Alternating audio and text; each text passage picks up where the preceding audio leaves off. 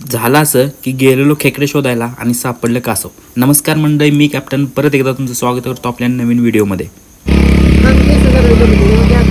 काय नाही घेणार केस सळलं करू ते चांगलं दिसलं पाहिजे घेणार. पाठीमागच्या व्हिडिओमध्ये तुम्ही बघितलेलं की पाऊस पडल्यामुळे आमचं पेरायचं कॅन्सल झालेलं. आता पावसानं घेतला होता थोडा ब्रेक म्हणून आलो शेतात थेट. म्हणलं आज नाईट शिफ्ट मारायची पण पेरूनच टाकायचं. 1 2 3 आता 3 तीन वावर आहे. 3 वावर झाली. 8 वाजला. 8 वाजल्या. 8 वाजल्यानंतर काय त्या डोंगरानं वर जायचं. हा, कुठलं घरी जा. घरी आज घरी जाऊन देत नसतो यांना.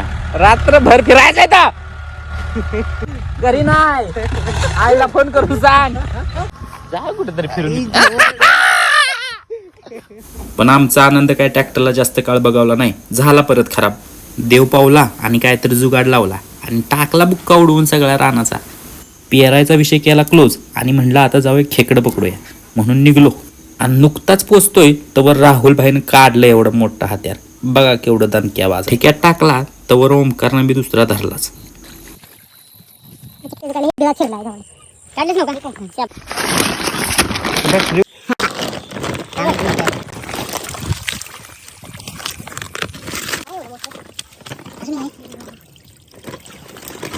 चांगलं दोघांनी 10-12 खेकडं धरलं तवर ओमकारनं आवाज दिला आणि म्हणला पळत ये.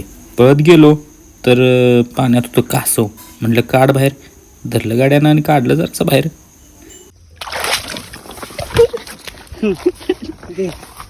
काढलंय. नंतर अजून थोडे 2-3 पकडले आणि मग आलो घरी निघून. आणि या व्हिडिओमध्ये आपण इथंच थांबूया. व्हिडिओ आवडला असला तर लाईक करा, फॉलो करा आणि कमेंट करायला विसरू नका. Bye bye.